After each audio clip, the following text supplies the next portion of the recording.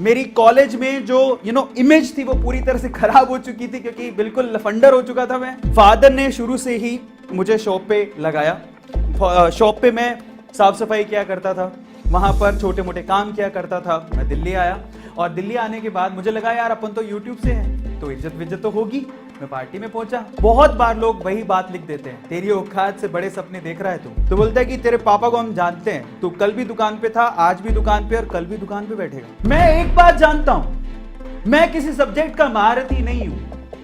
मैं कोई सब्जेक्ट या फिर कोई चीज अच्छे से नहीं जानता हूं। मैं एक चीज जानता हूं, मैं एक चीज का कलाकार हूं और वो powerful people don't come from powerful places. Powerful people make powerful places. Guys, मैं राजस्थान के एक छोटे से शहर सूरतगढ़ से हूं। आप में से बहुत सारे लोगों ने शायद उस सिटी का नाम भी नहीं सुना होगा। पापा शॉपकीपर हैं, मम्मा हाउस वाइफ है। बचपन से ही नॉर्मल छोटे छोटे से सपने देखे थे। मुझे आज भी याद है कि जब मैं स्कूल से आके अपने पापा के लिए टिफिन लेके जाया करता था, तो जब मैं शॉप पे पहुंचता था और पापा को काउंटर के उस तरफ बैठा हुआ पाता था तो मुझे लगता था कि ये साम्राज्य मुझे कब मिलेगा। मतलब मेरे लिए वही एक माहेशमती का साम्राज्य था और इतना ही बड़ा सपना देखा था। छोटी सिटी थी, इससे ज्यादा सपने कभी दिमाग में आते ही नहीं थे क्योंकि सपने बड़े तब देखे जाते हैं जब माहौल ऐसा हो। तो सवाल ये उठता है कि इतने सिंपल सादे छोटे से सपने देखने वाला आज यहां तक कैसे पहुंच गया। दो यूट्यूब के चैनल, जिसमें से एक यूट्यूब चैनल 2 मिलियन, दूसरा यूट्यूब चैनल 4 मिलियन। पर सवाल ये उठता है कि वो लड़का जो इतने सादे सिंपल ख्वाब देखता था, जो सोचता था कि पापा के शो पे बैठने को मिल जाए, वो यहां तक कैसे पहुंच गया। ऐसा कोई सोशल मीडिया प्लेटफॉर्म नहीं है जहां पर A2 मोटिवेशन या फिर अरविंद अरोड़ा के वीडियोस पहुंचे ना हो। आज मैं आपको बताने वाला हूं मेरी स्टोरी में कि मैं यहां तक कैसे पहुंचा। आप जानना चाहते हैं? उसके पीछे का रीजन है लोग। उसके पीछे का रीजन है जब लोग आप पे शक करते हैं, आपकी कैपेबिलिटी पे शक करते हैं और बोलते हैं कि तेरी औकात इतनी है। जब बात औकात पे आती है ना तो इंसान कुछ भी कर जाता है। तो चलो शुरू करते हैं मेरी स्टोरी को। मेरी जिंदगी में पहली बार उंगली की मेरे मामा ने सॉरी मामा, आपका नाम ले रहा हूं, मैं बहुत प्यार करता हूं आपसे। बट द थिंग इज, ये स्टोरी कैसे शुरू होती है मैं आपको बताता हूं। तो फादर ने शुरू से ही मुझे शॉप पे लगाया। शॉप पे मैं साफ सफाई किया करता था, वहां पर छोटे मोटे काम किया करता था। अब बेसिकली हुआ कुछ यूं कि मैं 2 या 3 साल से लगातार शॉप पे जा रहा था। तो एक बार मैं मेरी मम्मा के साथ ननिहाल गए और जब ननिहाल में बैठे हुए थे तो ऐसी बात चलते चलते नानी ने पूछ लिया कि भाई तू क्या करेगा। तो उस टाइम पे मामा ने कहा कि ये तो दुकान ही बैठेगा और कहां जाएगा। तो मैंने कहा आपको कैसे पता। तो बोलता है कि तेरे पापा को हम जानते हैं, तू कल भी दुकान पे था, आज भी दुकान पे और कल भी दुकान पे बैठेगा। हालांकि मुझे भी दुकान पे ही बैठना था, लेकिन वो तो भगवान बन गए यार, मेरा फ्यूचर लिख रहे हैं, मेरा फ्यूचर लिख रहे हैं। अब यहीं से मुझे एहसास हुआ कि ये है मेरी लाइफ की पहली उंगली। मुझे माहिष्मती साम्राज्य चाहिए था पर अब नहीं चाहिए। अब मैंने सोच लिया था कि मैं वापस आऊंगा, पढ़ाई करूंगा, दुकान गई तेल लेने, अब मुझे मेहनत करनी है और मेरे मामा को गलत प्रूफ करना है। पहली उंगली वाली स्टोरी खत्म होती है। मैं बाहर जाने को तैयार था, मेरे मामा को मैं गलत प्रूफ करने को तैयार था। अब होती है दूसरी उंगली, वो मेरे पापा ने की। I am sorry dad, I respect you a lot, but the thing is, अब दूसरी उंगली की कहानी सुनिए। एक्चुअली हुआ कुछ यूं कि मेरा सिलेक्शन हो गया, मुझे बाहर जाना था और मेरे मामा को गलत प्रूफ करना था। लेकिन फादर, अब इनको भी तो मनाना था, फीस कौन भरता। वहां से फादर ने बोला ठीक है, पर बहुत रूडली उन्होंने हाँ भर दी। पर उन्होंने बोला कि मेरे पास पैसे नहीं है तेरे फीस देने के, बहुत ज़्यादा फीस है, मेरे पास पैसे नहीं है। और एक्चुअली उनकी सिचुएशन भी ठीक थी, उनको लोन वोन लेना पसंद नहीं था और 2 बहनें थी, उनकी शादियां करनी थी। तो इन दैट केस यार वो इतनी फीस मेरे लिए, वो भी उनको लगता था कि इंजीनियरिंग का कोई फ्यूचर ही नहीं है, वो कैसे भरते हैं। मैंने कहा ठीक है, उसको भी मैं कुछ जुगाड़ करता हूँ। मेरे भैया हैं, उनके सजेशन के बाद मैंने एक एजुकेशन लोन लिया और एजुकेशन लोन लेने के बाद चेक मुझे मिला मेरी पहली फीस का। और जिस रात को मुझे जाना था उस बस की टिकट भी थी मेरे हाथ में। तो अब ये जो इंसिडेंट है बेसिकली मेरे फादर की उंगली करने का है।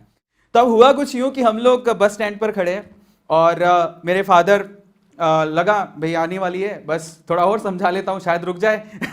सो इन दैट केस पापा ने मुझे बहुत प्यार से बोला, जब 5 ही मिनट रह गए थे बस आने में और मैं अपना लगेज वगेज लेके खड़ा हुआ था। पापा साथ नहीं जा रहे थे, मैं अकेले ही जा रहा था और पहली बार जा रहा था इतने बड़े शहर जयपुर में, बहुत छोटी सिटी से निकल के। सो फादर बोलते हैं कि बेटा मेरी बात सुन, बहुत प्यार से बोला, मतलब वहां पे साम और दाम छोड़े नहीं उन्होंने। बोला कि देख बेटा, अभी तो अगर तू घर चलता है तो ये टिकट के 125 रुपए का नुकसान होगा, और अगर तू नहीं गया तो तेरी फीस ये जो दिख रही है ना, जो चेक लेके घूम रहा है, उसका भी नुकसान होगा, क्योंकि इंजीनियरिंग कोई वैल्यू नहीं है और तू कुछ कर नहीं पाएगा, इसलिए चल घर, अभी भी सोच ले। मैंने कहा ये तो मेरी लाइफ की दूसरी उंगली है अब तो उन्हें भी गलत प्रूव करना है। मैंने पापा को साफ साफ बोला, जिंदगी का मेरा डिसीजन है, गिरूंगा तो मैं आप पे ब्लेम नहीं करूंगा, ये मैं आपको वादा करता हूं। अब यहां से, क्योंकि मुझे मेरे फादर को गलत प्रूफ करना था कि भाई वो जो बोल रहे हैं कि इंजीनियर कुछ नहीं कर सकता, इंजीनियरिंग से कुछ उखड़ता नहीं है, कुछ नहीं होता, अब यहां से मुझे आगे आने वाली जिंदगी जीनी थी। मैंने पहले साल बहुत मेहनत की, हिंदी मीडियम से पढ़ा हुआ था, लेकिन आपको पता है इंजीनियरिंग की सारी जो किताबें होती है वो इंग्लिश में होती हैं। सो एग्जाम्स दिए, बहुत मेहनत की, और पहले साल में 74-75% से मैंने अपना फर्स्ट ईयर कंप्लीट किया। लेकिन सेकंड ईयर तक आते आते भाई को हवा लग गई। अब भाई को हवा लग गई, भाई है ना अफरा तफरी कर रहा है, बाइक वाइक ले ली थी, इधर उधर घूम रहा है, कॉलेजेस में ध्यान नहीं है, पढ़ाई में ध्यान नहीं है। अब ये भी भूल गया था उस टाइम पे कि भाई मैंने एजुकेशन लोन लिया हुआ है। ये भी भूल गया था मुझे मेरे मामा को जवाब देना है, मेरे पापा को जवाब देना, जो कि ये तो सोच के बैठे हुए हैं कि इंजीनियरिंग के बाद भी हमारे सिर पे आके बैठेगा। अब यहां से एक बहुत ही इंपॉर्टेंट इंसिडेंट हुआ मेरी लाइफ में, और वो ऐसा था जिसने शायद मेरे माइंड को ही बदल दिया था। और वो ये था कि एक्चुअली सेकेंड ईयर में मेरी बैक लगते लगते बची थी।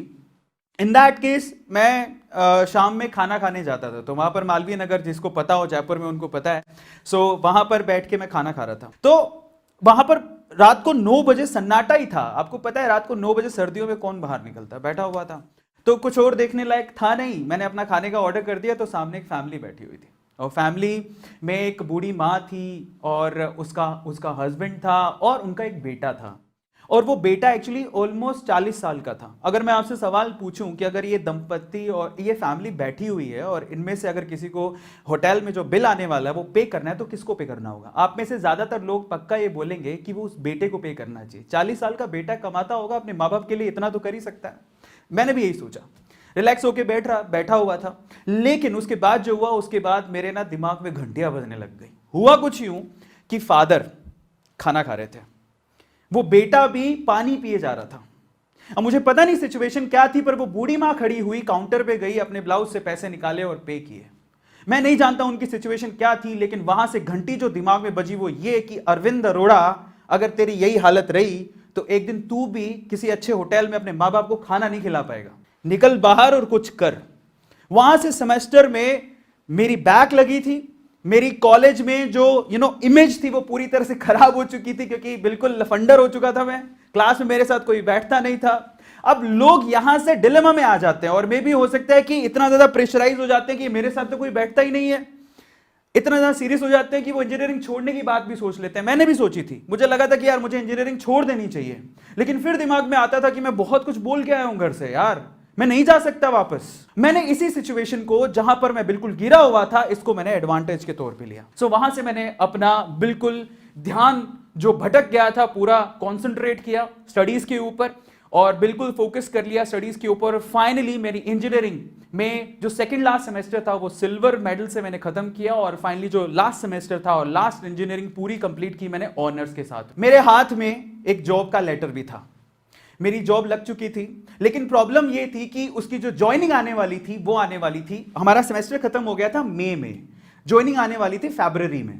सो मेरे पास बहुत लंबा समय था। मैं क्या करता, था ही नहीं कुछ करने को, तो मैंने वहां से जॉब करनी शुरू की। कॉलेज में जॉब पकड़ी, और मेरी पहली जॉब एक्चुअली, ये बात है सितंबर की, फरवरी में मेरे को जॉब का लेटर आने वाला था, लेकिन सितंबर में मुझे जरूरत पड़ रही थी पैसों की, और मैं चाहता था कि यार मैं घर से कम पैसे ना मांगू। तो मैंने अपनी पहली जॉब शुरू की 11,000 रुपए में। इनफैक्ट वो 10,400 रुपए ही थे। वहां से मैंने पहली जॉब शुरू की, दूसरे कॉलेज से ऑफर आया, वहां से 20,000 का ऑफर आया। फिर मेरे को एक इंस्टीट्यूट का ऑफर आया कि तुम हमारे साथ जुड़ो। मैंने वहां पर ज्वाइन किया। वहां पर भी क्योंकि मेरे पास एक चीज थी वो बहुत खास थी, वो था पढ़ाने का तरीका, बोलने का तरीका, कम्युनिकेशन। वो बहुत इंपॉर्टेंट चीज थी मेरे पास। मैं ये नहीं कहता हूं कि मुझे किसी सब्जेक्ट की नॉलेज है। पता है एक चीज जो हर एक बंदे को सीखनी चाहिए हाउ टू सेल में, देखो ऐसा कोई दुनिया में इंसान नहीं है जो सब कुछ जानता हो, लेकिन जो इंसान ये जानता है कि किसी उत्तर किसी प्रश्न का जवाब, किसी प्रश्न का आंसर, किसी क्वेश्चन का आंसर कैसे ढूंढना है, तो वो बंदा लाइफ में कभी पीछे नहीं रह सकता। ये आप लोगों को ध्यान रखना है। परफेक्ट कोई भी नहीं होता है लाइफ में, परफेक्ट कोई भी नहीं होता, लेकिन अगर आप ये जानते हो कि किसी क्वेश्चन का आंसर कैसे ढूंढना है तो आप लाइफ में कभी पीछे नहीं रहोगे। और कुछ ऐसा ही मेरे साथ था। सो फाइनली वहां से मेरी जर्नी, एक दूसरे इंस्टीट्यूट से मुझे कॉल आता है और वो कहते हैं कि चलो हम आपको एक फ्रेंचाइजी देते हैं। तब बहुत गेट का एक नामी इंस्टीट्यूट था कि आपको फ्रेंचाइजी लेके जयपुर से सीकर जाना है। मैं जयपुर से सीकर आ गया। शुरू में आप बिलीव नहीं करेंगे कि मैं पोस्टर खुद कॉलेज में जा जाके रात में चिपकाया करता था, सुबह जॉब करता था और शाम को क्लासेस लेता था, बाहर से फैकल्टीज आती थी। ऐसे करके वो इंस्टीट्यूट 2 साल के अंदर लगभग 250 बच्चों के साथ बराबर खड़ा हो गया। बहुत अच्छे तरीके से, एकदम ऐसे लगा कि हाँ मेरी लाइफ सेट हो गई है। लेकिन फिर से लाइफ में अप्स आते हैं तो पक्का मेरी लाइफ में डाउन तो जरूर आते हैं, लेकिन अब तक मैं ये बात समझ गया था कि अगर मेरी लाइफ में कहीं डाउन टाइम आएगा तो इसका मतलब ऊपर वाले ने कुछ बड़ी चीज रखी है मेरे लिए, वो मुझे कुछ बड़ा देने वाला है। क्योंकि हर बार जब भी मैं गिरा तो इस लेवल से उठा के लोग देखते रह गए। ये मेरे साथ हमेशा होते आया था। तो मेरे साथ फिर से एक बुरे दिन शुरू हुए। मेरे पार्टनर ने बोला कि अब हम इंस्टीट्यूट को चलाएंगे, तुम जाओ। धोखा, मतलब वो बोला कि, मतलब मुझे बिलीव ही नहीं हुआ। वो कहता कि अब हम चलाएंगे इस इंस्टीट्यूट को, तुम जाओ, तुम्हें अगर कहीं और फ्रेंचाइजी लेनी है। क्योंकि वो इंस्टीट्यूट काफी अच्छा स्टैंड हो गया था। अब मैं तो डिलेमा में था। अब अजीब सी बात हो गई थी लाइफ में, अब मैं क्या करता मुझे समझ ही नहीं आ रहा था। उन्होंने मुझे कुछ पैसे दिए, बोले कि अब यहां से जो कमाई होगी उसका कुछ परसेंटेज आपको दे दिया जाएगा, अब आपको यहां पर रहने की जरूरत नहीं है। मैं कुछ अपोज करता भी तो मुश्किल था मेरे लिए, क्योंकि वो मैं उस टाइम पे अकेला था, इतना पावरफुल नहीं था, वो लोग बहुत पावरफुल थे। पर मैंने एक बात सोच ली, जिंदगी में ना एक चीज आप याद रखो, लोग आपको आपकी औकात बताएंगे, आपको चैलेंज करेंगे, उसको ध्यान से सुनो, अपने दिमाग में डाल लो उसको जवाब, कभी पलट के मत देना। क्योंकि जिस दिन आपने जवाब दे दिया ना, आप ना उस ऊंचाई तक नहीं पहुंच पाओगे जहां पर ऊपर वाला आपको पहुंचाना चाहता है। मैंने चुपचाप उसकी बात सुनी। मैंने उस दिन फैसला किया कि मैं, ये बोल रहा है छोड़ने को, मैं छोड़ दूंगा। आप उसने जो मेरे पार्टनर ने पैसे दिए थे, अब मैं थोड़ा और पीछे लेके चलता हूं। वो इंस्टीट्यूट ऑलमोस्ट 6 महीने में बंद हो गया। उसने कहा था हम चलाएंगे तो इंस्टीट्यूट 6 महीने में बंद हो गया। एंड फाइनली मैं भी सड़क पे आ गया था, क्योंकि मेरे पास अब बचे थे मात्र 8,000 रुपए। किराया था 10,000 रुपए भरने थे, पैसे थे ही नहीं। जिंदगी ने कहा बहुत हो गया आध्यात्म बेटा, उठो, जिंदगी में आगे पुरुषार्थ भी करना पड़ता है। तो मैं उठा वहां से और उठ के बाहर निकला, क्योंकि अब किराया देना है, नहीं तो मकान मालिक बाहर निकाल देगा। पापा से मांग नहीं सकते, क्योंकि उनको तो पहले ही जवाब दे के आए कि जिंदगी में जो कुछ करेंगे, गलत हुआ सही, हम ही उसके जिम्मेदार हैं, आप तो है नहीं। तो ऐसा करके जब निकले हो तो आप किस शक्ल से मुंह दिखाओगे? तो निकलो बाहर, कुछ करो। अपने आप को बाहर निकाला, और इतनी शक्ति मैंने अपने अंदर पा ली थी, मुझे लगा था कि यार मैं कुछ ना कुछ तो कर ही लूंगा। मैं बाहर निकला। मैं एक बात जानता हूं, मैं किसी सब्जेक्ट का महारथी नहीं हूं, मैं कोई सब्जेक्ट या फिर कोई चीज अच्छे से नहीं जानता हूं। मैं एक चीज जानता हूं, मैं एक चीज का कलाकार हूं, और वो बोलने का, वो पढ़ाने के तरीके का, और वो मुझे आता था। आपकी लाइफ, मेरे फादर भी कहते हैं इस चीज को, कि आपको जरूरी नहीं है कि बहुत सारी चीजें आए, आपको एक चीज आए, लेकिन उसमें आप परफेक्ट होने चाहिए हो। आप जिंदगी में कभी भूखे नहीं मरोगे, और ये चीज मुझे आती थी। अब मैं निकला बाहर। एक इंस्टीट्यूट था, वहां पे एक डेमो था गेट की। अब मुझे तो गेट की क्लासेस लेनी आती थी, तो मैं वहां पर डेमो देने गया। 2 बार क्लास ली मैंने। 2 बार क्लास लेने के बाद तीसरे दिन वो मुझे बताने वाला था कि बैच चालू होगा कि नहीं होगा।